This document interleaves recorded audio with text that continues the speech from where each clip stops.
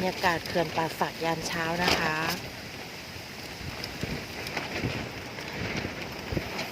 ตอนนี้พระอาทิตย์กำลังขึ้นนะคะลมแรงมากได้ยินเสียงลมไหมคะเต็นท์แทบพังนะเต็นท์แทบพัง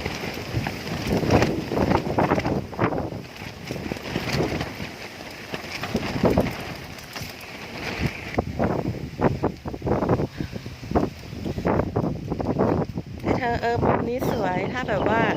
เธอนอนเปสจะถ่ายตอนพระอาทิตย์ขึ้น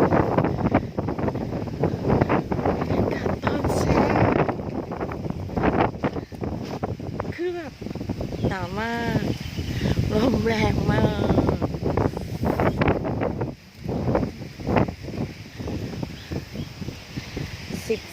13 องศา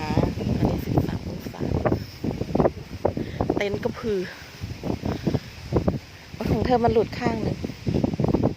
อันเนี้ยเขาเรียกอะไรอ่ะ